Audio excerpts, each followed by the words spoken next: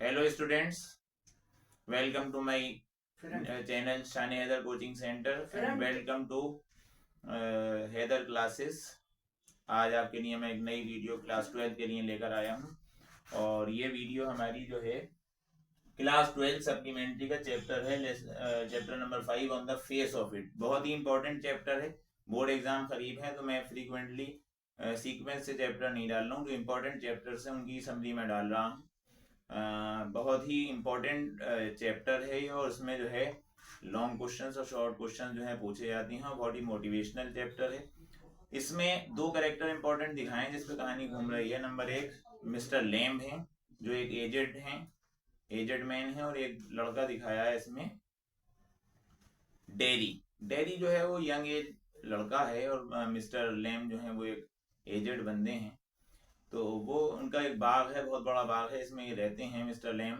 और डेरी जो है एक 13-14 साल का लड़का है और उसका चेहरा जो है एक साइड से जो है वो एसिड से जला हुआ है और वो इस बात को लेके बहुत ज़्यादा शर्मिंदा है और बहुत ज़्यादा परेशान रहता है कि इस एसिड अटैक के बाद से जो उसका चेहरा खराब हुआ तो उससे कोई भी जो है वो बोलने के लिए तैयार नहीं होता और ना कोई उससे बात करना पसंद करता, ना उसके साथ बैठना पसंद करता, ना उसके साथ खेलता है।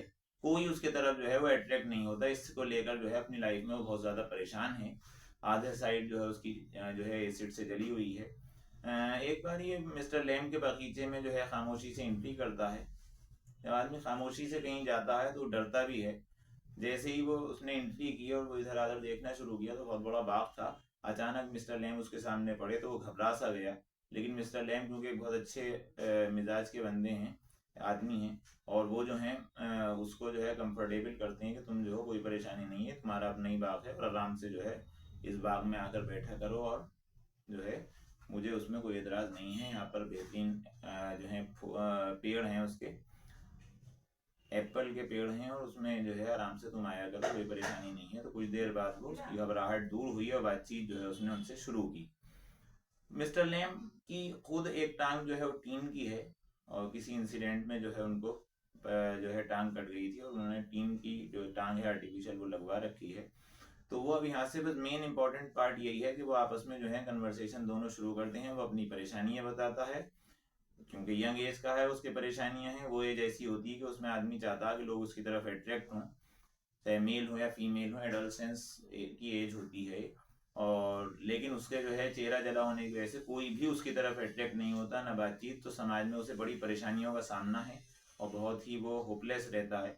तो मिस्टर लेम क्योंकि एजेड हैं, उनकी खुद टांग जो है वो एक उसकी है, क्या नाम है, टीम की। लेकिन वो जो है दोनों बातचीत करते हैं तो वो मिस्टर लेम जो है उसे बड़ा होने के नाते जो है उसको कंफर्टेबल करती हैं और परेशानियों को उसकी बताती हैं कि तुम्हें कोई टेंशन लेने की ज़रूरत नहीं है। अब यहाँ से उनका कन्वर्सेशन शुरू हो जाता है। तो डेरी जो है वो ये कहता है कि मुझसे कोई बातचीत करना और कोई बोलना पसंद नहीं करता है और सिवाय मेरे माँ के जो है मेरी तरफ कोई भी अट्रैक्ट नहीं होता है।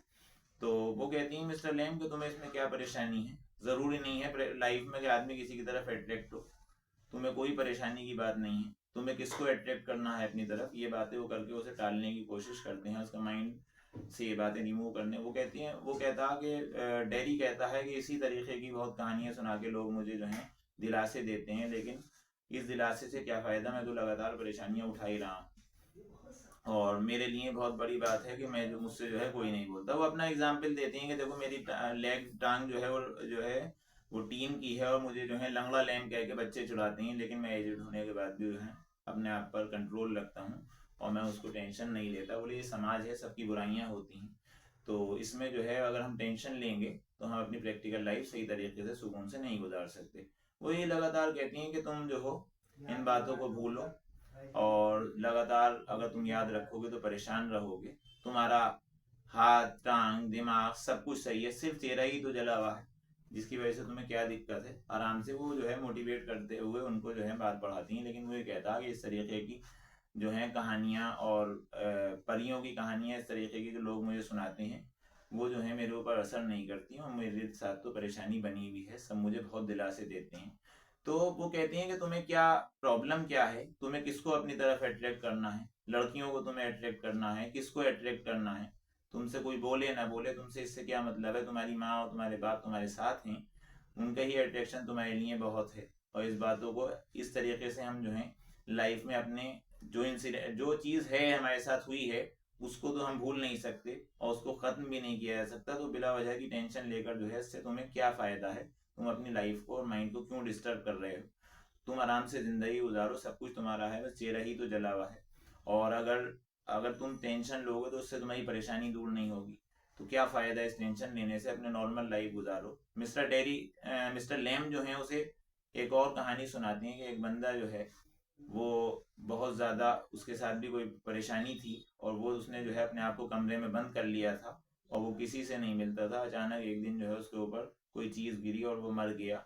तो बोले ऐसी लाइफ से क्या फ़ायदा कि आप जो है अपने आप को बंद कर लें और किसी से मिले जुले नहीं और अपने आप को सोचते रहें कि हम परेशान हैं हम परेशान हैं। तो इससे कोई फ़ायदा नहीं है। वो मोटिवेट करते हुए उसे जो है ये बातें लगातार आगे बढ़ाते हैं। डेरी जो है ये कहता रहता है आखिर में, बड़ी मुश्किल से उस पर जो है उनकी बात का असर होता है और वो थोड़ी बात चीज़ों को जो है भूलने लगता है। वो अपने लगातार एग्जाम्पल देते हैं। तो मिस्टर डेरी कहती हैं सब बातें छोड़ो, देखो पके हुए फल हैं, एप्पल हैं, ये आराम से तोड़ो, इसका मुरब्बा वगैरह बनाओ, ध्यान इसमें लगाओ, आराम से तुम यहाँ आया करो, तुम्हें कोई टेंशन नहीं है।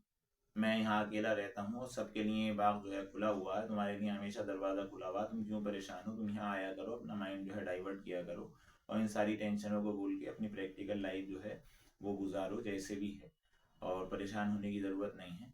तो वो जो है डैडी ये कह के चला जाता है कि मैं जो हूँ अब घर जा रहा हूँ, मेरी माँ को जो है वो ये लगेगा कि मुझे बहुत देर हो गई, मैं घर पे कह के भी नहीं आया हूँ, तो मैं जो हूँ जा रहा हूँ और मैं वापस आपसे ज़रूर मुलाकात करूँगा। तो मिस्टर लैम जो है कमेंट करते हैं कि लोग जो कह के जाते हैं कि बाद में आएंगे वो कभी आते नहीं हैं। ये बात उसको जो है वो बहुत चुभी और उसने कहा कि नहीं ऐसा नहीं है, मैं अपने वादे को पूरा करूँगा।